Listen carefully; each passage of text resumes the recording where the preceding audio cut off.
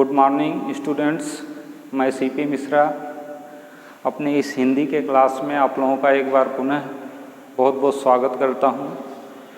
प्यारे बच्चों, इस समय हम लोग पढ़ रहे हैं ये रसखान जी का सवैया, और इस सवैये का चौथा पार्ट जो है, चौथा और लास्ट पार्ट जो आज हम आपको पढ़ाएंगे।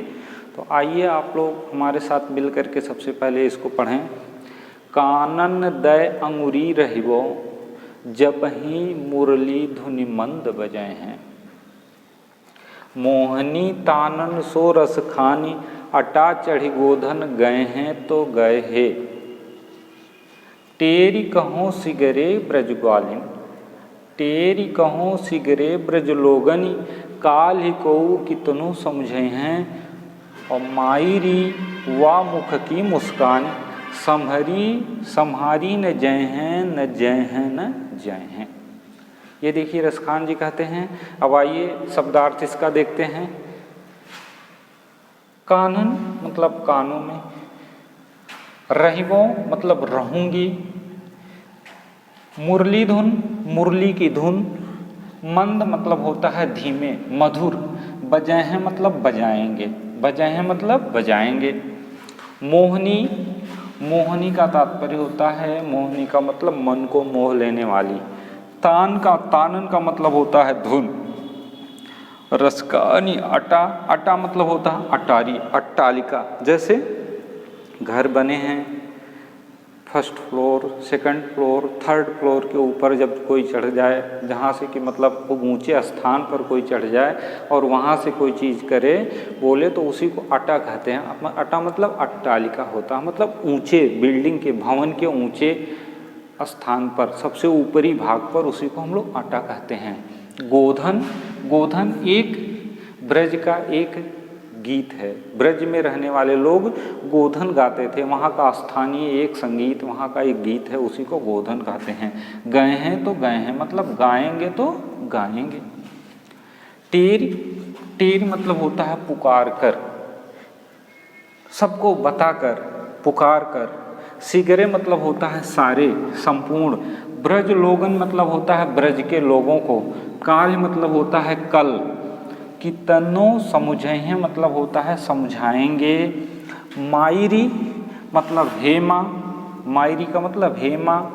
मुस्कानी, संहारी न जय हैं मतलब संभाल नहीं जाएंगे, संभाले नहीं जाएंगे, न जय हैं नहीं जाएंगे। ये हो गया इसका शब्दार्थ। आइए पुनः देखते हैं। कानन मतलब कानों में, रहिबो मतलब रहूंगी, जब ही मतलब जब ही, मुरली धुन मुरली की धुन, मंद बजे हैं, मंद मतलब मधुर, धीमे बजे हैं मतलब बजाएंगे।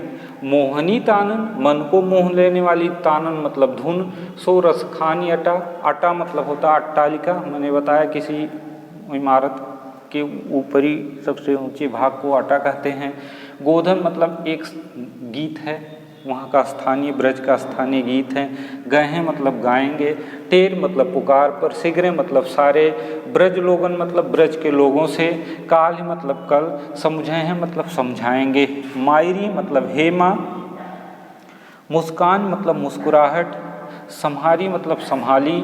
न जय हैं मतलब नहीं जाएंगे। तो देखिए प्यारे बच्चों, इस समय तो हम लोग रसखान जी का जो सवैया पढ़ रहे हैं, इस सवैये का जो 3 भाग मैंने पढ़ा, आप लोगों ने जो पढ़ा, मैंने जो पढ़ाया, उसमें आप लोगों ने देखा किस तरह से रसखान जी अपने आप को श्री कृष्ण के क्रीड़ा धाम, लीला धाम, ब्रज और गोकुल के प्रति किस प्रकार से पूर्ण रूप से समर्पित हैं, वो सारी चीज़ों को हमने पढ़ा। उसके अतिरिक्त जो तीसरा सवैया था, उसमें मैंने देखा किस किस प्रकार से वहाँ की गोपियाँ जो श्री कृष्ण से अनन्य प्रेम करती हैं, श्री कृष्ण के प्रेम में बिल्कुल बेचैन सी हैं। कहती हैं श्री कृष्ण के लिए मैं भी मोर के पंखों को सिर में बांधूंगी, गुंजे की माला को गले में पहनूंगी, और जो है पीले वस्त्र को ओढ़ करके गायों के पीछे पीछे बन बन फिरूंगी।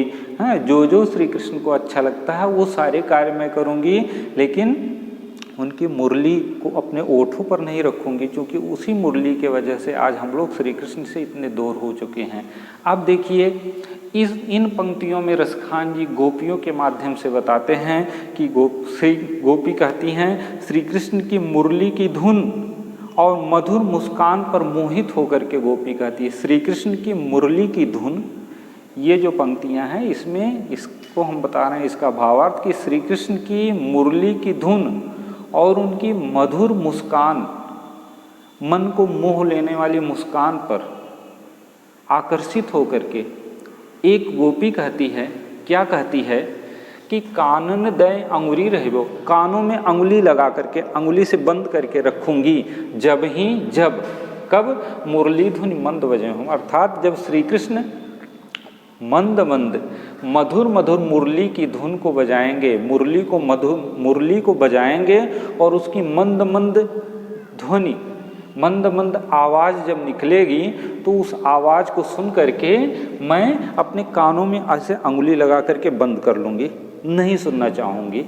श्री कृष्ण कानन दे अंगुरी रहिबो जब ही मुरली ध्वनि मंद बजे हैं, जब श्री कृष्ण अपने मुरली की मधुर ध्वनि का उच्चारण करेंगे, अर्थात श्री कृष्ण अपने मुरली को बजाएंगे, उसकी मधुर मधुर ध्वनि, मीठी ध्वनि निकलेगी, वातावरण में गूंजेगी और उसकी आवाज़ अगर हम तक पहुंचती है तो उसको मैं नहीं सुनूंगी और मैं अपने कानों में ऐसे अंगुली से कानों को बंद कर लूँगी जिससे वह ध्वनि हमको सुनाई न दे।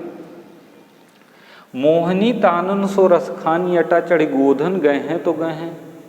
वो मोहनी तान, मन को मोह लेने वाली धुन में वो गोधन वहाँ का एक प्रकार का स्थानीय गीत है। अगर मन को मोह लेने वाले धुन में, स्वर में, अगर वो गोधन को अटालिका पर चढ़ करके, अटारी पर चढ़ करके अगर वो गोधन को गा रहे हैं तो मैं उसका भी मतलब उसको भी मैं नहीं सुनने का प्रयास करूंगी, उससे भी मैं अपने आप को दूर हटा लूँगी, उससे बेखबर रहूँगी, पूरी तरह से उससे मैं बेखबर हो जाऊँगी।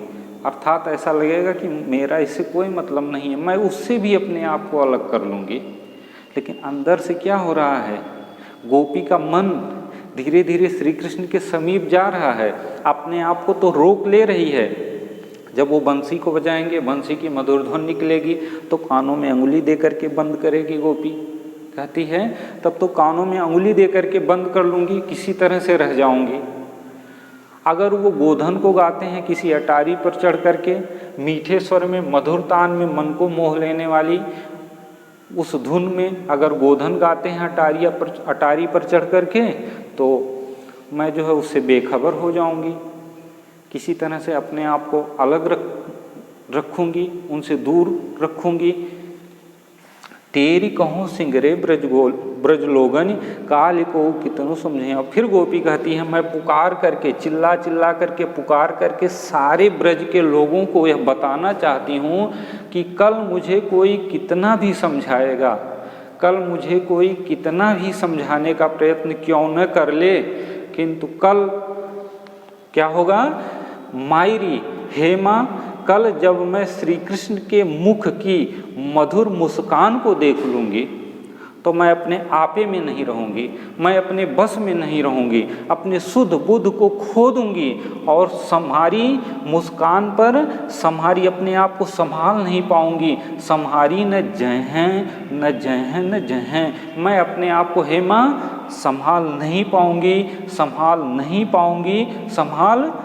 पाऊँगी, मैं श्री कृष्ण के नज़दीक पहुँच ही जाऊँगी, मैं अपने आप को श्री कृष्ण से अलग नहीं रख पाऊँगी।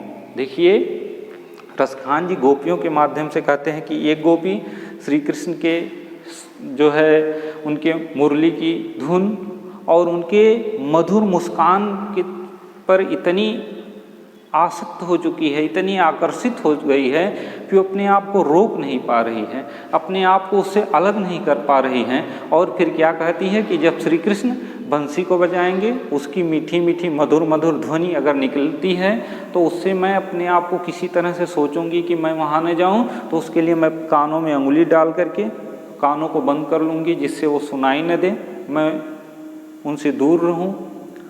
दूसरी बात कहती हैं गोपी कि यदि वो वहाँ का जो स्थानीय गीत है, जो गोधन है, यदि गोधन को मन को मोह लेने वाली धुन में अगर वो अटारी पर चढ़ करके गाते हैं, तब भी मैं उससे अपने आप को बेखबर रहूँगी, उससे अनजान सी बन जाऊँगी। लेकिन मैं सबको यह पुकार करके, यह सबको चिल्ला चिल्ला करके बताना चाह रही हूँ कि उस समय मैं अपने आपे में नहीं रहूँगी, उस समय मैं अपने आप को संभाल नहीं पाऊँगी जब श्री कृष्ण के मुख की वह मुस्कान देख लूँगी, श्री कृष्ण के मुख की वह मधुर मुस्कान जब मैं देख लूँगी तो मैं अपने आप को संभाल नहीं पाऊँगा। संहारी न जय हैं, हे माँ मुझसे संभाला नहीं जाएगा, नहीं संभाला जाएगा, नहीं संभाला जाएगा, अर्थात मैं अपने आप को संभाल नहीं पाऊँगी। प्यारे बच्चों देखो, कुछ है नहीं, बस शब्दार्थ को समझो और ध्यान से पढ़ो, अपने आप इसका अर्थ निकलना स्पष्ट हो जाएगा। देखिए यहाँ पर लिखा है कानन दे अंगुरी रहिबो, कानों में अंगुली दे करके रहूँगी। जब ही मुरली ध्वनि मंद बजे हैं, जब मुरली की मधुर मधुर ध्वनि बजेगी, कौन बजाएगा? श्री कृष्ण, अर्थात श्री कृष्ण। जब श्री कृष्ण अपनी मुरली की ध्वनि को मधुर आवाज़ में बजाएंगे, जब श्री कृष्ण अपनी मुरली को बजाएंगे, उससे जो मंद मंद मधुर मधुर ध्वनि निकलेगी, उस ध्वनि से मैं अपने आप को अलग करने के लिए कि वह मुझे सुनाई न दे, कानन दे अंगुली रहे वो, कानों में अंगुली दे करके रहूँगी, कानों में अंगुली लगा करके। और मोहनी तानन सो रसखान यटा, रसखान जी कहते हैं कि जब श्री कृष्ण मन को मोह लेने वाली धुन में जब गोधन को अटारी पर चढ़ करके गाएंगे तो गाने दीजिए उनको, गाएं तो गाएं, कितना भी गाएं, मैं उससे बेखबर रहूँगी पूरी तरह से। और टेरी कहूँ पुकार करके मैं सारे लोगों से, ब्रज के सारे लोगों से पुकार पुकार करके कहता हूँ कि कल को कोई मुझे कितना ही समझाए, मैं समझने वाली नहीं हूँ, मैं मानने वाली नहीं हूँ, मैं विवश हो जाऊँगा कि हे माँ, उनके मुख की मधुर मुस्कान को देख करके मैं अपने आप को संभाल नहीं पाऊँगा, संभाल नहीं पाऊँगा, नहीं संभाल पाऊँगा, मतलब उनसे दूर नहीं हो पाऊँगा। अर्थात रसखान जी बताते हैं कि जो गोपियाँ हैं ये कहती हैं कि वैसे ही हम लोग श्री कृष्ण से इतना प्रेम करते हैं, उनके बांसुरी की बंसी के मधुर मुस्कान से हम लोग किसी तरह से अपने आप को रोक पा रहे हैं, फिर भी हम लोग उनके नज़दीक ही होते चले जा रहे हैं, उनके बांसुरी की मधुर धुन से उनके नज़दीक जा रहे हैं, उनके गोधन मन को मोह लेने वाली धुन में गोधन से मैं उनके नज़दीक तो जा रहे हैं, उनसे जुड़ तो रहे हैं, लेकिन जब उनके चेहरे के मधुर मुस्कान को हम लोग देख लेंगे तो हम विवश हो जाएंगे, हम अपने होश को, शुद्ध बुद्ध को पूर्ण रूप से खो देंगे और अपने आप को रोक नहीं पाएंगे। ऐसा गोपी सारे ब्रज के लोगों से पुकार पुकार कर, चिल्ला चिल्ला करके कहती है। फिर इस तरह से ये पाठ यहीं पर होता है समाप्त। रसखान के बाद जो पाठ है, अगला पाठ मैं बता रहा हूँ, ये जो है कैदी और कोकिला, क्या गाती हो, क्यों रह जाती हो, कोकिल बोलो तो क्या लाती हो, किसका संदेशा किसका है, कोकिल बोलो तो। कोयल के माध्यम से कहते हैं कि हे कोयल, तुम किसका संदेश लेकर के आई हो, कभी कभी बोलती हो, कू कू की आवाज़ करती हो जो कि अच्छा लगता है, फिर कू कू की आवाज़ करके फिर क्यों अचानक रुक सी जा रही हो, इस तुम्हारे इस तरह बोलने का क्या तात्पर्य है, क्या मतलब है, क्या कोई संदेश मेरे लिए लेकर के आई हो। इस तरह से बहुत सारी चर्चाएं, परिचर्चाएं अगले क्लास में हम लोग करेंगे। कैदी और कोकिला नामक जो कविता अगला लेसन हम लोग पढ़ेंगे, उसमें हम लोग बहुत सारी चीज़ों को पढ़ेंगे। इस पाठ का पूरा जो है भावार्थ आप लोग कॉपी पर लिख लीजिएगा, लिख करके उसे तैयार करिए। आज के लिए बस इतना ही। आज मैं अपनी वाणी को यहीं पर विराम देता हूँ। कल पुनः नई ऊर्जा, नए उत्साह के साथ हम लोग मिलते हैं। तब तक के लिए नमस्कार बच्चों।